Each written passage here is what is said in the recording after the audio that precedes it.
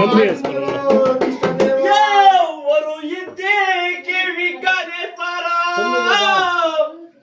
ఓరు బుద్ధికి విఘ్నేశ్వరా ఓరు చదువుకు విఘ్నేశ్వరా ఓరు శాస్త్రాలకు విఘ్నేశ్వరా ఓరు 33 కోటి విద్య కల్లా విఘ్నేశ్వరా రేణు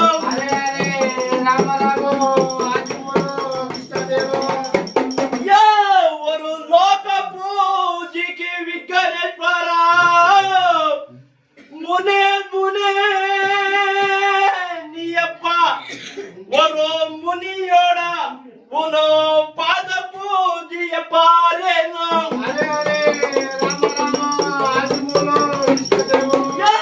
మునే మునే ఓరు దేవాదుల పాదంబో నెలుపు వెండిన పారేను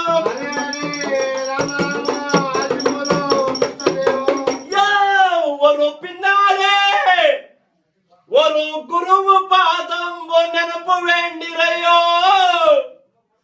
ఓరు పిన్నాలే అందో ఆదు పరంజ్యోతి ద్రౌపదమ్మ పాదంబో నెలుపు వెండిన పారేను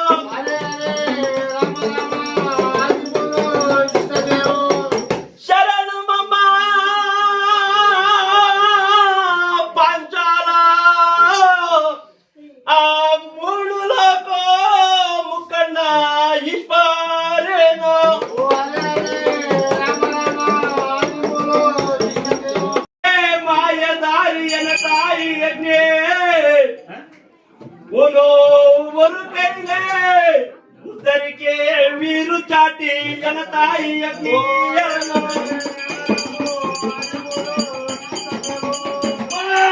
ఒరుకైలే ముద్దరికి వీరు చాటి జనతాయి ఉనో ఒరుకైలే చెత్తిరే ఉనో ఒరుకైలే అంజియమ్మో ఉనో ఒరుకైలే టెక్కే ఉనో ఒరుకైలే డాము డమరమ్మో ఉనో ఒరుకైలే నాగో పెద్దమ్మో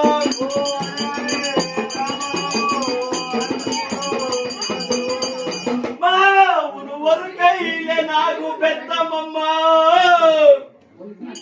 ఉనో ఒరుకైలే గండు కత్తిరే ఉనో ఒరుకైలే గజాసూలే ఉనో దావిరే మమ్మ ధర్మ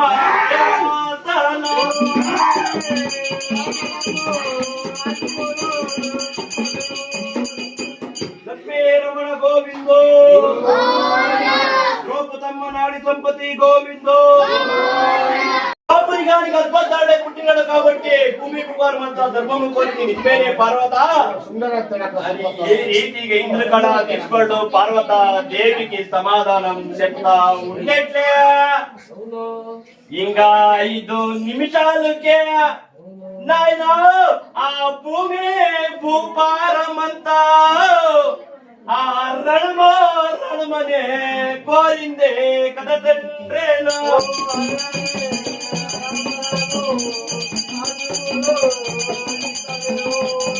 అప్పుడు మాయమ్మ పార్వతీదేవి ఇదేం స్వామి ఇదివరకు ధర్మం కోరుతా ఉండే కదా ఇప్పుడు రణము కోరే కారణం ఏమనే మాయమ్మ పార్వతీదేవి అడుగుతుందే కదరయ్యా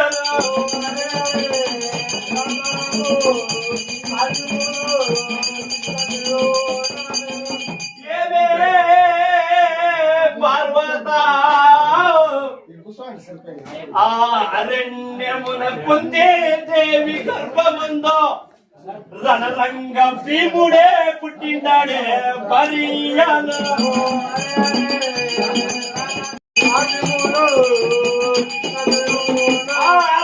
శత్రుడై పుట్టిండాడో చెప్తా ఉన్నట్ట ఎవరో ఇంకా తీసుకోడు ఆ 6 జన్మ ఎవరంటే తెలుస్తున్నాం ఆయన దుర్యోధన దుశ్శాసన ఇళంబాసుర బకాసుర జలచంద్ర కిచి కూడంట కథ తండ్రేనా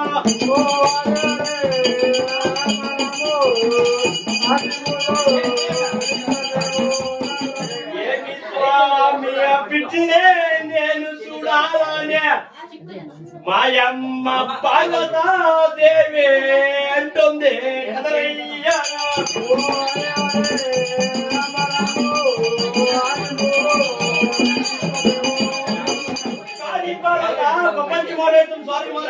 తానే వచ్చినాను కాబట్టి స్నానం చేసుకొని నైవేద్యం తిరుపుకొని ఇంకా నిదానముగా పోతామే భార్యలో.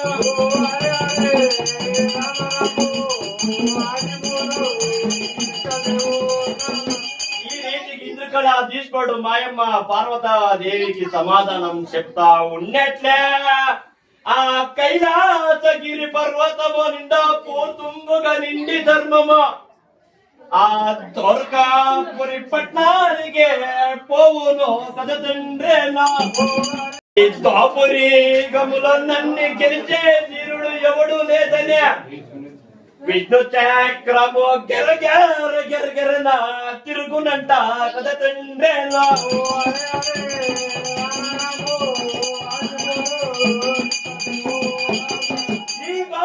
నన్ను గెలిచేంద్రుడు ఎవడు లేదని పడపడ పడపడా తిరుగుతా ఉందంట విష్ణు చక్రము. ఈ ధర్మరాజులు గాలి దోర్కాపురి పట్టణానికి సోకినో లేదనంత లోపులా విష్ణు చక్రమికి దాదులే నిలిచిపోయా కదరయ్యా.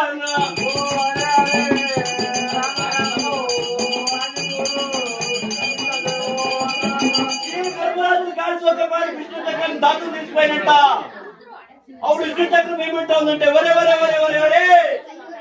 ఈ దాపురికంలో నన్ను గెలిచే తీరుడు ఎవడు లేదని తిరుగుతుంటేనే కదా ఈ పొద్దు నాకి దాదులే నిలిచిన కారణం ఏమని విష్ణు చక్రము ప్రపంచమే పారిపట్టే చూసిందే కదరయ్యా. అప్పుడు ధర్మరాజు ధర్మాన్ని పట్టే విష్ణు చక్రం ఎన్నాళ్ళు కాస్తుందంటే నాయనా ఒక్క దినానికి 360 గడిలో ఒక సంవత్సరానికి 360 దినాలు 360 దినాలు సంవత్సరమే మొదలుకొనే కంటి మీద ఆ 360 దినాలు సంవత్సరం మొదలుకొని కంటి మీద రక్కుండా కాస్తా ఉందంట ధర్మరాజు ధర్మాన్ని పట్టేకి. అప్పుడు ధర్మరాజుల ధర్మము యారీతి ఇది సత్యమే నిత్యం ధర్మమే తిరంజన.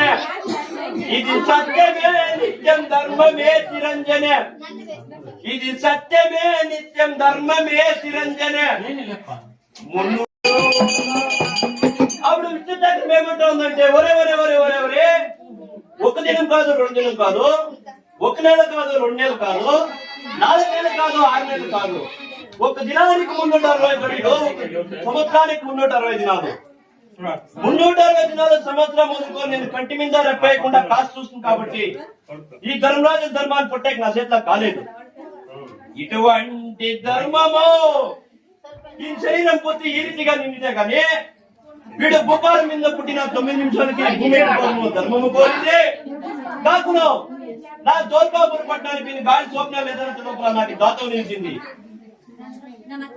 ఇటువంటి ధర్మాన్ని నేను పట్టి భిన్నము చేస్తా ఉంటిననే విష్ణు చక్రము ధర్మరాజుల ధర్మాన్ని మెచ్చిందే నాకు.